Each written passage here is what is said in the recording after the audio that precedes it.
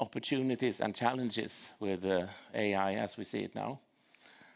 I always like to start with this picture. So this is the AI Security Institute, I think, who did this picture, which shows for a number of different tasks, how long time does it take from when we start trying to solve problems with AI, or in this case, I mean, AI is sort of LLMs in this case, to when we get to the point where we actually reach or exceed human capacity.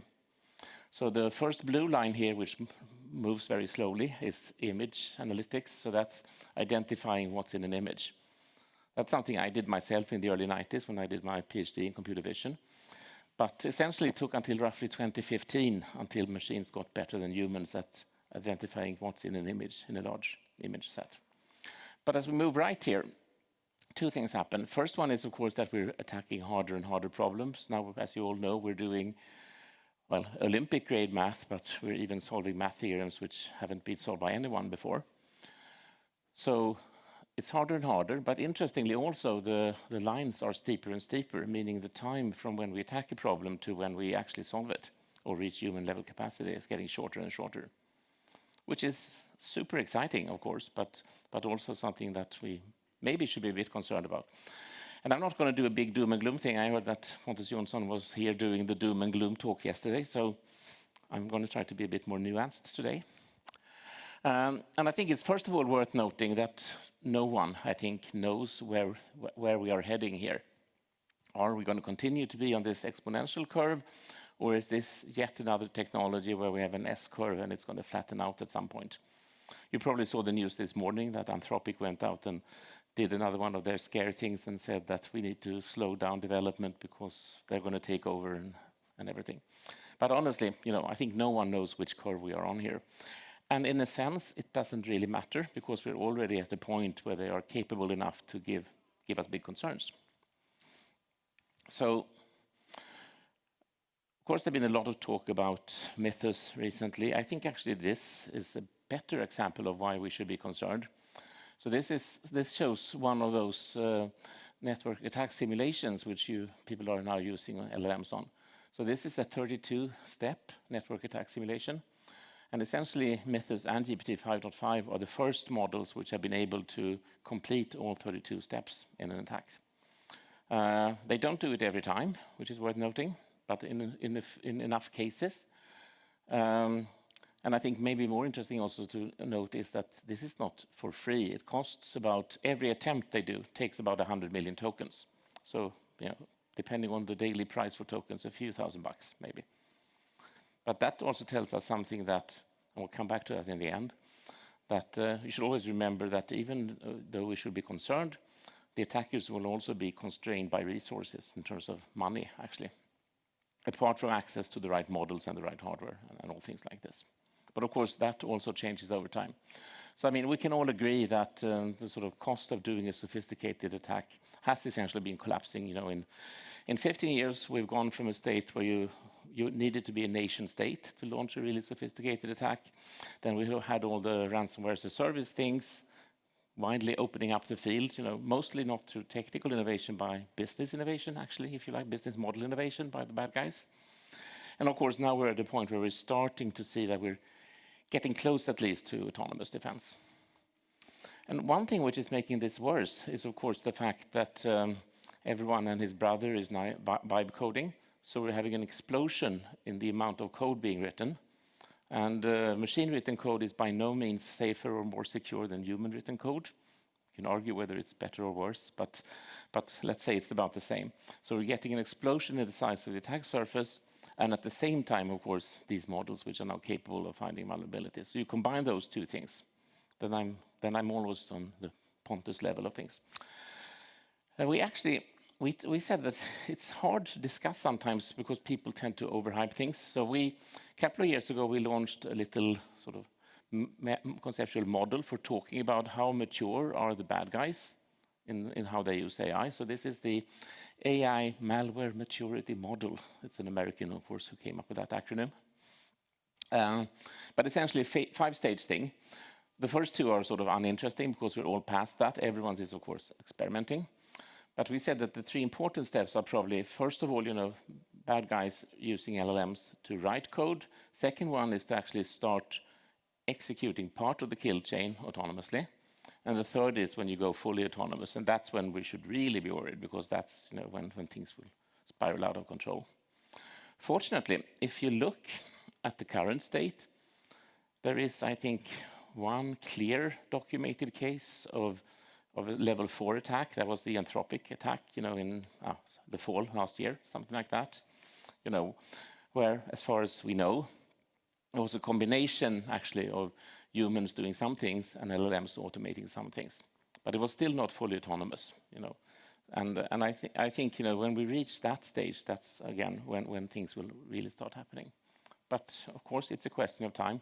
I think we can safely expect that within 3 to 6 months there will be open weight models which have roughly the capability of Mythos, meaning that we can just expect that these things will start happening. So in that world, if the machine attacker is a machine, what should we on the defending side be doing? So I like to think of this as maybe, well, at least in my lifetime, sort of fourth stage of how we defend. We've for a long time been trying to build defense in depth, building different barriers and hoping that no one will get through all the barriers. And then, of course, we shifted over to zero trust.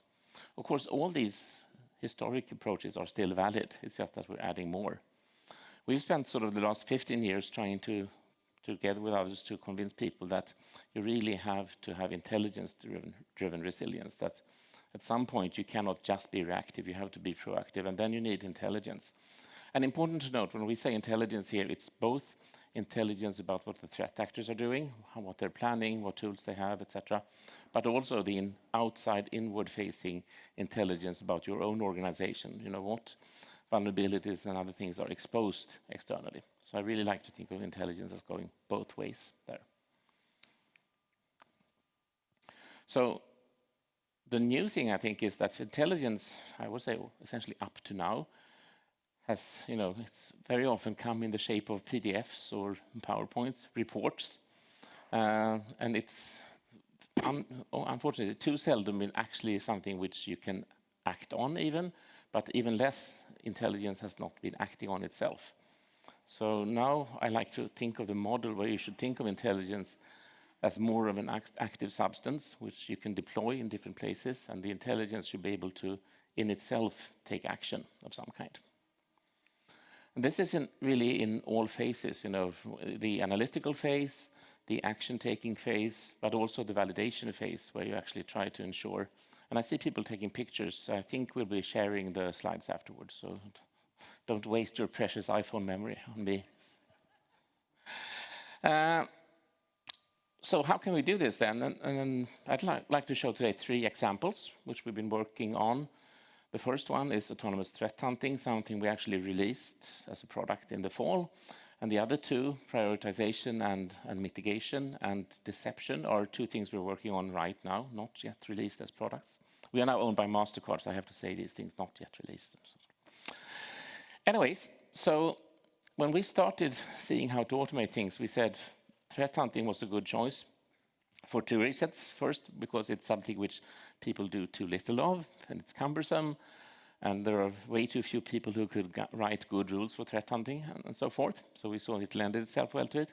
But also, it's a pretty safe thing to do. I mean, unlike patching and other things, you probably won't be breaking too many things if you do a bit more threat hunting. So what we did was we built a system which is able then to take multiple streams of intelligence, all your standard ISAC feeds and other things you might have, open source feeds, of course, and the Recorded Future threat feeds. Take all those and combine them. That's an interesting challenge in itself, because things like threat scoring, for example, there's in different streams, threat scores are defined in different ways. So you really need to normalize your threat scores if you're going to correlate them together. And then you want to take that raw information and augment it. So that's where the intelligence graph comes in. So you have let's say an IP coming in here. Then you want to use the graph to see, okay, what domains is that IP associated with, what actors, where is it geographically, all that surrounding information you have.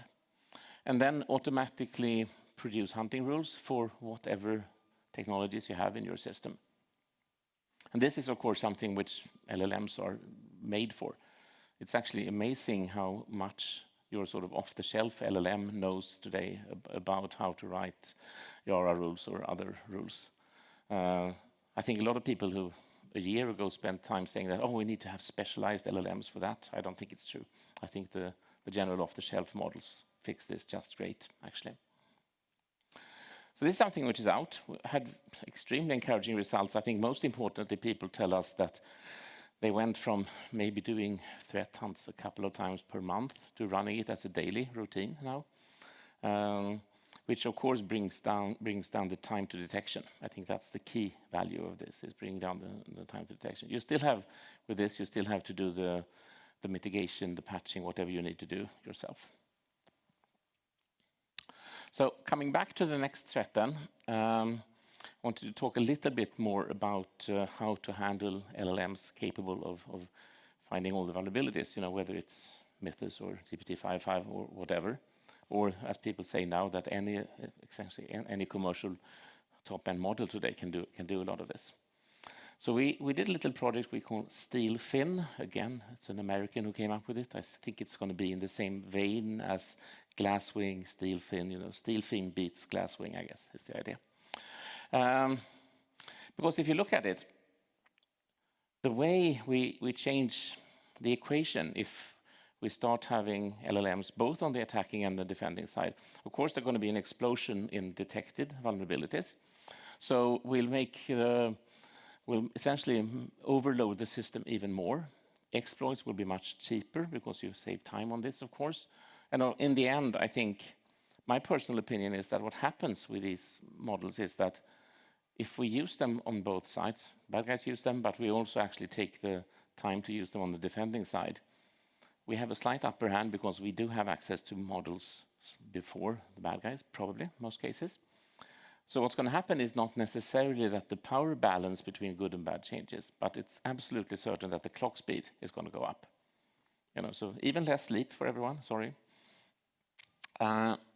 So what we need to do then is figure out how can we actually help in that.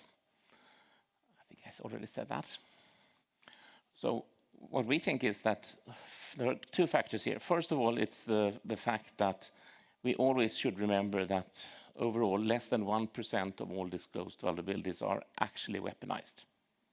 So maybe the biggest thing here, even going forward, is to automate the process of deciding whether a vulnerability is even something you should be concerned about, depending on your tech stack, depending on what requirements there are in terms of physical access or whatever to actually exploit it. So that's part of the prioritization that we need to do, where intelligence is a key factor in doing that. Also, of course, that all vulnerabilities are not equal. They could be technically a risk for you, but they might be something which is not at the moment used by threat actors, which go after your industry or other things like that. It might be part of your system which is not externally exposed. Of course, still a concern, but not as high a concern as if it's an externally visible system. So taking all these things into account is key to be able to bring down the volume.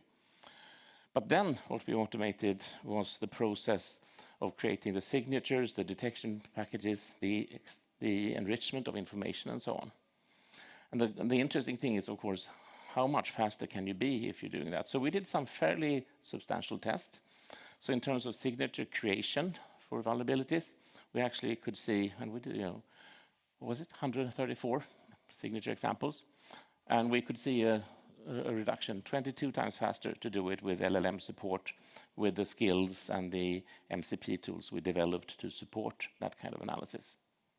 So that's a pretty decent factor.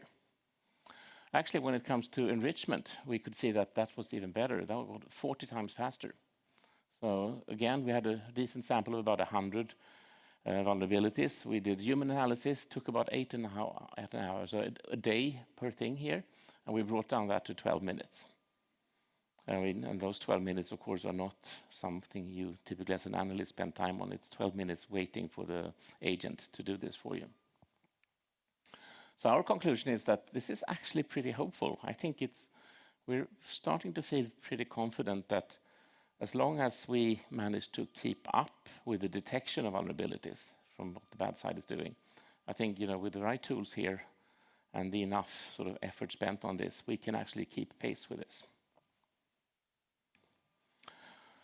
So that's good. So that sort of tells us that we have a chance, at least if we apply these kinds of methods. And of course, this is really sort of using AI to fight AI in an obvious way.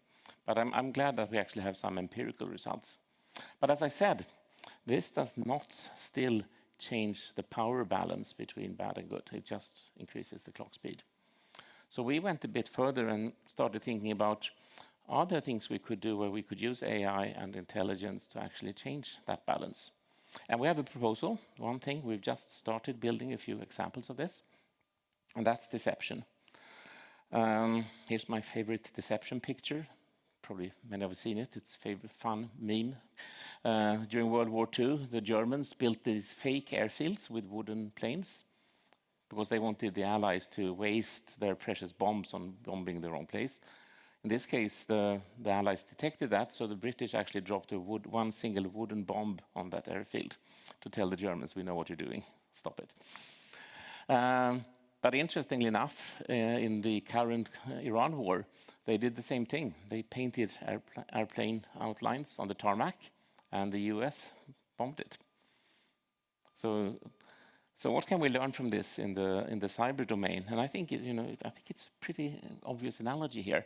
So what we're looking at doing now is to build deception networks. You can think of this as glorified honeypots, but I think they need to be more sophisticated, deeper, more adaptive, and driven by AI intelligence.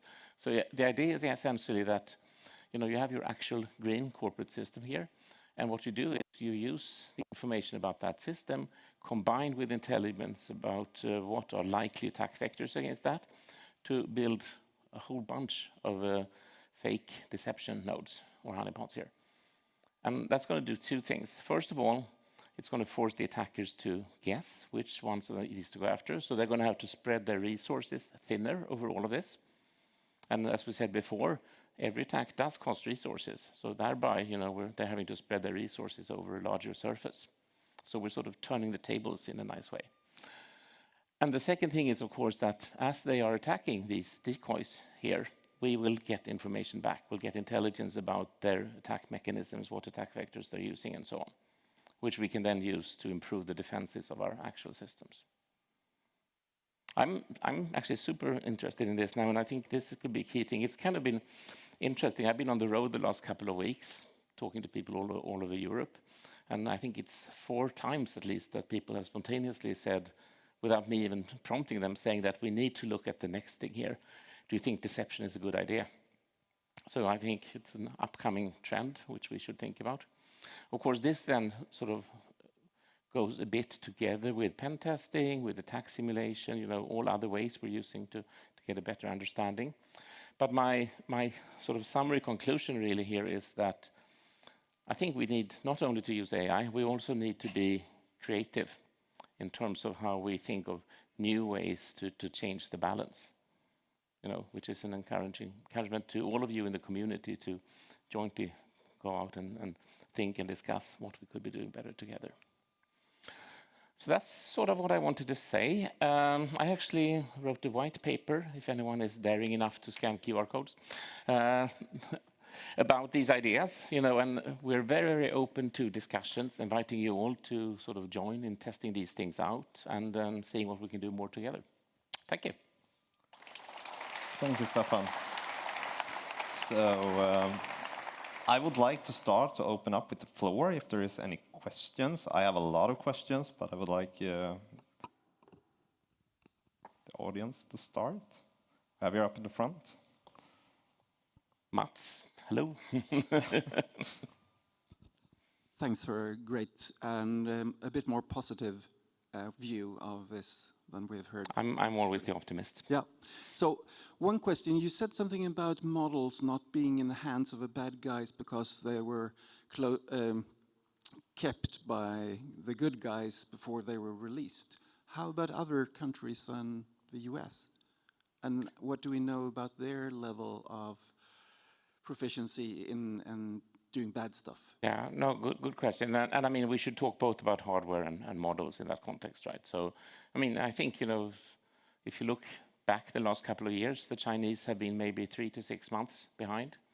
You can argue whether that's because they are stealing efficiently, like Anthropic and others are claiming. We don't know, but I think it's a fact. So that's what I don't think we can assume that anyone is more than 6 months behind, at least, which should be a cause for urgency. And, it could even be the opposite way around. I think the Chinese have shown, DeepSeek and others have shown that some creative computer science actually has been able to, to leapfrog across a few things. It's also worth noting that the latest generation DeepSeek models runs efficiently on Chinese hardware. So, export restrictions or things like that from the US will not change the equation in the long run, or maybe not even today. And I don't think China and US is so dominant in this right now that it's hard to see that anyone else has the capacity at the moment to do that on the bleeding edge.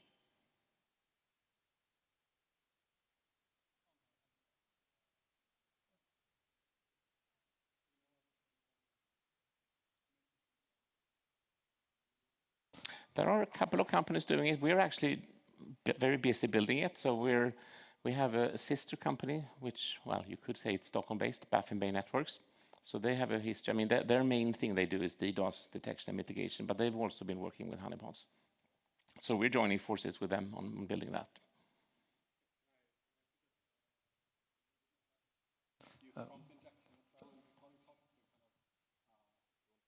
Reverse the attack on them.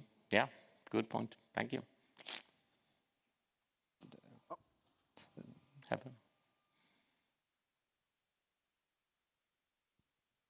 Thank you for a very motivating talk on building autonomous defense systems. As you mentioned, what do you think the most important factor to make it more agile and flexible, such as the agentic capability of base model or ability to plug and play different model, some kind of the importance of the base knowledge about the intelligence reports you gathered?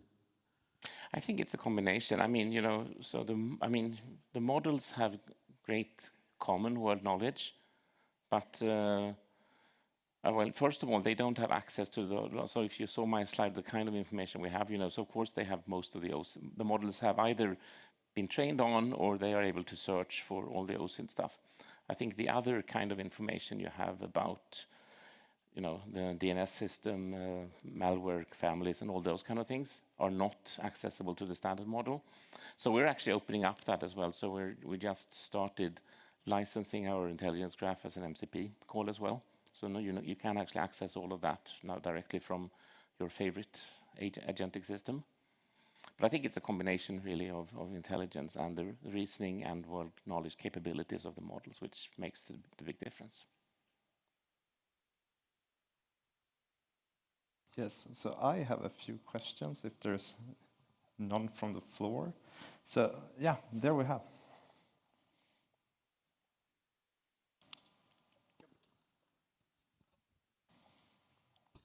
With the LLMs, both on the defense side and the attacker side, that will require a lot of energy. Will there be any energy left for my coffee machine? No, but you have to boil water on your server. That's the classic way to solve that. I have to make a comment on that because I think, in a sense, I'm a bit disturbed that that everyone is now measuring compute capacity in watts and not in flops or anything like that.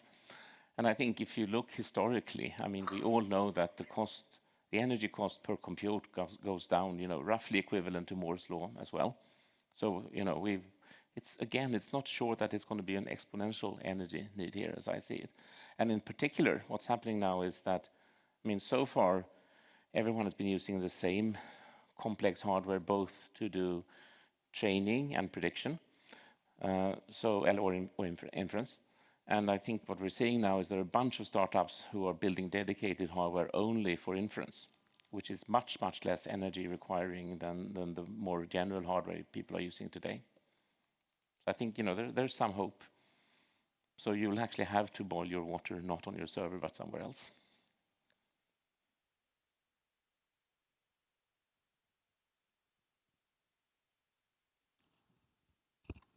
Nice talk, really. You talked about resource constraints for attackers. Do you have any thoughts about resource and maybe other constraints for defenders? Time and money. No, of course, both sides are constrained. And that's why I said, if you noted that, I think prioritization is very, very important when it comes, for example, when you have your 10,000 vulnerabilities, to decide which ones to spend your resources on. That goes for all things. I mean, same thing, your time constraints, I think it's going to be a while before we dare to have agents that autonomously patch our systems. So again, you need to prioritize the human resources there. Same thing there, you need to have good metrics for deciding what's the most critical thing and where you want to spend your resources. Yeah, there's this article, I don't remember the security researcher's name, but they started talking as well about cognitive resource constraints on defenders. So I think that's a... Yeah, no, it's a good point. Yeah, thank you. Thanks. Yes, we had a speaker yesterday talking about quantum computing. I mean, AI is one hype, and it goes very well together with intelligence, of course. But what do you see on quantum? Is that sort of a fuss in the corner, or is that actually something that is worthy of space? I mean, probably saw Microsoft came out with a paper just a couple of days ago claiming that they had now made another breakthrough, where they said they would have, the wording they used was large-scale quantum computing by 2030, I think. I mean, at some point we need to start being concerned by it, of course. I mean, I still think we should be most concerned about quantum being used for breaking cryptos, clearly. And the whole steal now, decrypt later thing and all that. I think that's still the major concern. But clearly, at some point in time, new compute paradigms. And I don't think we shouldn't only talk about quantum. I think there's starting to be discussions about other alternative architectures. We will not all be using transformers. It might be that there will be other powerful architectures as well. So again, I think it boils down to figuring out how we can keep or beat the balance of capabilities. But honestly, right now, I think making sure that you move to quantum safe encryption is probably the most important thing from the quantum perspective.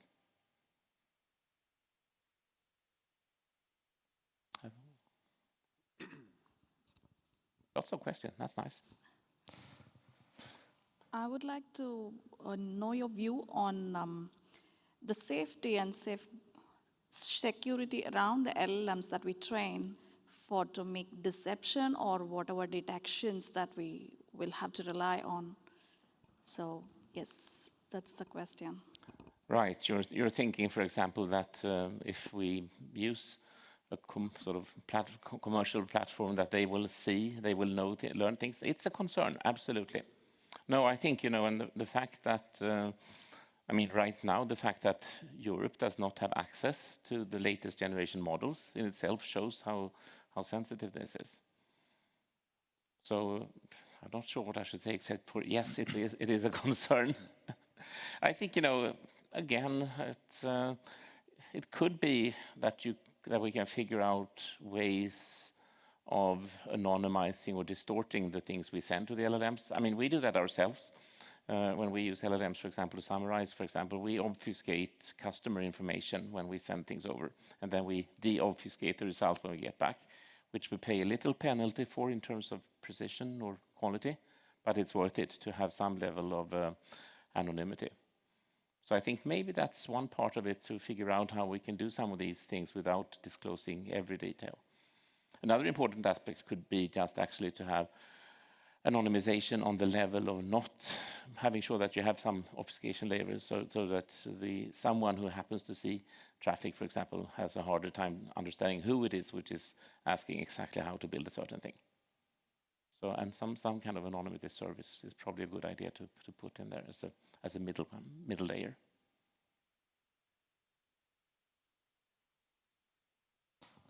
Yes, so I have a question regarding moving towards autonomous threat detection. when do we go to autonomous threat prevention? So like, when do we allow the bots to actually stop the actors, and we aren't sure really that it is a threat actor maybe? And how do we autonomous, like, declassify C2 infrastructure in a good way? Yeah. Because a threat actors rotate infrastructure over time. One of the challenges is that we are not allowed to do manual threat prevention, right? I mean, we're restricted as commercial actors, those of us who are in that domain, in what we were allowed to do. Yeah. But since we have like the last 2 months, there have been like several supply chain attacks, and the only way I would like to see it forward is that we have autonomous threat prevention to hinder developers to be infected by the supply chains. And what's your take on that? And well, is there regulation that has to be changed or similar between I promised I wouldn't say anything about policies. I won't answer that. You tried to trick me into it. Again, I think we need to think maybe about more clever ways maybe to encapsulate systems. You know, I think some of the recent attacks, you know, which have been through NPM packages and stuff like that, I think, you know, when we started seeing a couple of instances of that, we immediately changed our build rules for, you know, saying that we will not, when there's a new packet released, we actually have a waiting period of, I don't know, a few days before we actually allow developers to use them as one way, you know. So I think some policies like that do make sense at this time, as we're seeing so many clever new attacks being launched. And since actors are moving towards more social media, gaming platforms as their C2 channels, and it's not like traditional IPs or domain names in the bigger sense today, is it harder to track, or is it like... I mean, it's interesting, as you say, because some of these platforms are not very allowing. So, you know, big change for us, especially when it comes to, because one thing we work, of course, as well on is looking at influence operations. You know, when Facebook a couple of years back changed their terms of use so that we cannot scrape Facebook as much as we would like to, that definitely changes the balance. Another aspect is, on the technical side, more is the fact that, you know, you also move from text to images to video as the main medium, meaning that you need to adapt your detection mechanisms to that as well. We've seen actually now, so we collect, I don't know, you know, maybe a couple of million images per day from forums, etc. We run OCR on all those right now, so we've actually seen an uptick in interesting stuff being found through the OCRing we do on those images. Cool. With those words, I would like to thank Staffan for his great presentation, and a big round of applause. Thank you, Staffan. Thank you.